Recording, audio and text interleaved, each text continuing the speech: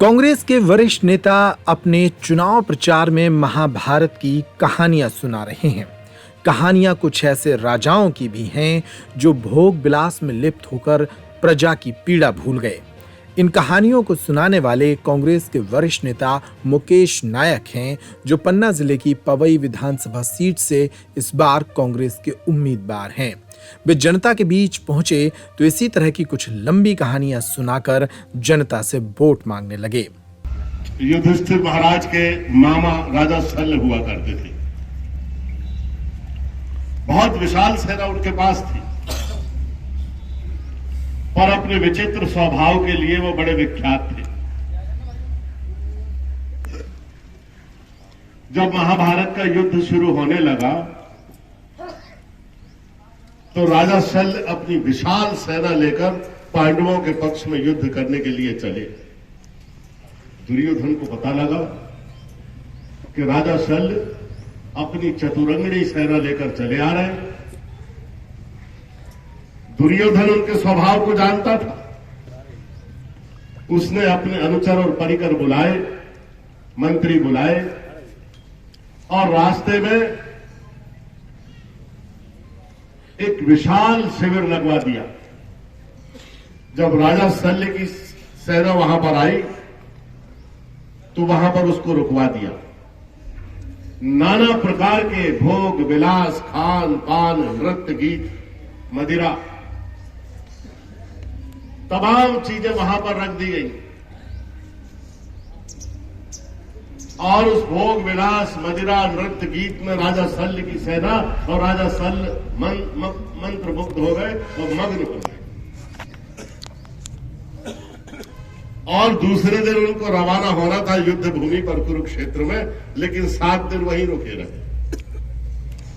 7वें दिन जब उन्होंने आज्ञा मांगी कि हमें जाना है, तो वहां पर जो परिकर थे उन्होंने प्रार्थना की कि महाराज हमारा थोड़ा और आतिथ्य ग्रहण करिए, थोड़े और दिन यहां रुकिए। राजा शल्य को यह प्रस्ताव बहुत आकर्षक लगा और वो और 7 दिन वहां रुक गए। फिर से वही मदिरा पान, नृत्य, गीत, नाना प्रकार के खाद्य पदार्थ परोस दिए गए और राजा शल्य और उसकी सेना वहां पर उत्सव मनाती रही।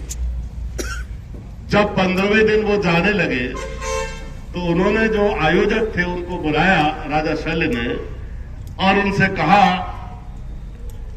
कि महाराज युधिष्ठिर को और अर्जुन को हमारी ओर से अनुग्रह भाव, अहोभाव प्रकट करना, उन्हें धन्यवाद देना कि उन्होंने हमारे लिए इतने अभूतपूर्व व्यवस्था का आयोजन किया। ऐसा आतिथ्य हमने अपने जीवन में कभी नहीं ग्रहण किया जैसा इन्होंने इंतजाम किया। तो वहां पर जो परिकर थे उन्होंने कहा, क्षमा करें महाराज, ये इंतजाम तो दुर्योधन की तरफ से हुआ था।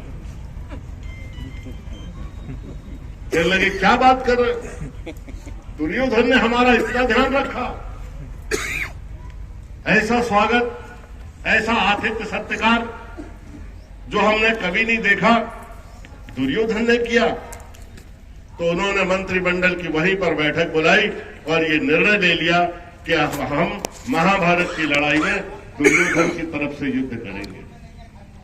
और ऐसा दुर्योग बना कि वो दुर्योधन की सेना में चले गए महाभारत की लड़ाई में और सेना सहित मारे गए।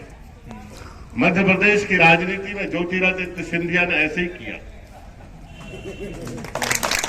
वो आने वाले समय में इस मध्य प्रदेश की जो कुरुभूमि है उसमें राजा शल्य है। मेरे शब्द आप याद रखो। जिस तरह से वो भारतीय जनता पार्टी में घुटन और बेचैनी महसूस कर रहे हैं और जिस तरह से उनको दरकिनार किया गया है, धीरे धीरे वो अनुभव करने लगे हैं कि उन्होंने राजनीतिक जीवन का बहुत गलत और दोषपूर्ण फैसला ले लिया जो उनके हित में नहीं रहेगा।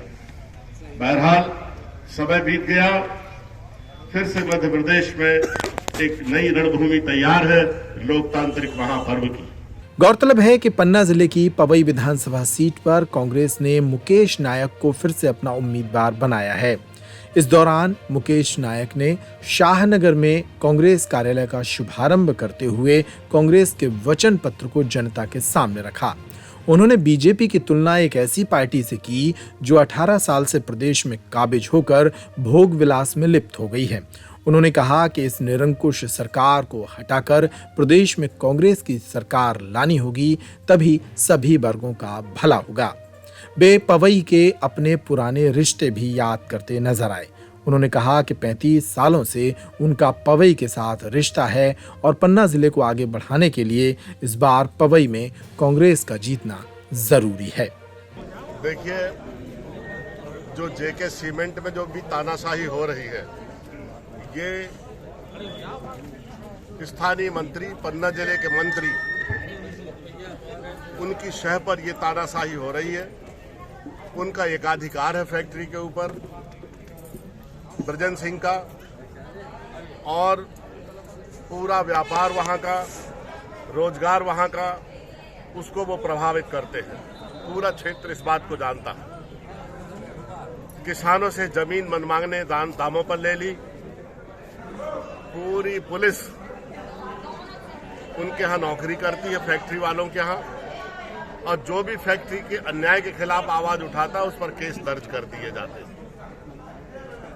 जेके सीमेंट फैक्ट्री एक तरह की गुंडागर्दी का केंद्र है हमारे पवई विधानसभा क्षेत्र में।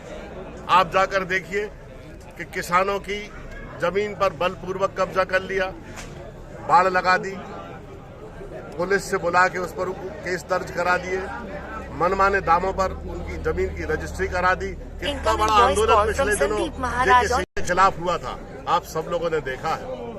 तो जेके सीमेंट जो जिस तरह से तानाशाही कर रही है और जिस तरह से बीजेपी का अड्डा बन गई है, तो वो हमारी नजर में है। चुनाव के बाद जो भी उचित होगा वो देखा जाएगा।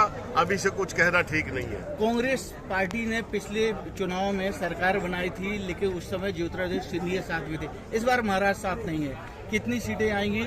और आपने सल्ले की उपमा दी है, किस तरह से आप देखते हैं? ग्वालियर चंबल संभाग जो ज्योतिरादित्य सिंधिया का प्रभाव वाला एरिया है, वहां बीजेपी का पूरा सफाया है इस बार। मैं ग्वालियर नगर निगम चुनाव का इंचार्ज था। 57 साल के बाद जब सिंधिया जी ने पार्टी छोड़ी, 57 साल के बाद ग्वालियर में नगर निगम के मेयर का चुनाव कांग्रेस पार्टी जीती है। देखिए, सिंधिया जी के जाने के बाद कांग्रेस के असंख्य कार्यकर्ताओं को एक डेमोक्रेटिक स्पेस मिली है, एक लोकतांत्रिक स्थान मिला है, और बहुत तेजी से हमारे नए कार्यकर्ताओं ने, नेताओं ने उस वैक्यूम को, उस रिक्तता को भरा है। आज कांग्रेस में वहां बिल्कुल फ्रेशनेस है, ताजी हवाएं चल रही हैं, लोगों को आगे बढ़ने का अवसर है, और कांग्रेस में और सत्ता में भागीदारी का अवसर वहां कांग्रेस नेताओं के लिए बड़ा है। इसलिए निश्चित रूप से उस क्षेत्र में कांग्रेस बढ़त पर है। जनप्रतिनिधि का इलू वाला वीडियो वायरल हो रहा है, इसको कर ये वायरल तो बीजेपी के नेता कर रहे हैं, हम तो कर नहीं रहे। और इलू भी बीजेपी के नेता बोल रहे हैं, हम तो नहीं बोल रहे। इलू हम क्यों बोलेंगे? हमारे पास बोलने के लिए बहुत सारी चीजें हैं। ये सच्ची बात है। जिस तरीके से देखा जा रहा है कि पंचायतों में या कोई भी कार्य हो, उसके संबंध में क्या कहना है? देखिए, एक तो बहुत भ्रष्टाचार है, और पंचायतों के जो निर्माण कार्य है उसमें बिल्कुल कोई क्वालिटी ऑफ वर्क नहीं है, कोई गुणवत्ता नहीं है। पूरी तरह से शासन का पैसा पानी में जा रहा है और उसका बंदर बांट हो रहा है। सत्ता आने पर जो सरकार क्या करेगी भ्रष्टाचार? सबसे पहले तो जो भ्रष्टाचार पहले हुआ है उसकी जांच होगी, एक एक उसकी परत निकाली जाएगी, और भ्रष्टाचार को खत्म करने के लिए अधिकारियों पर नियंत्रण रखा जाएगा।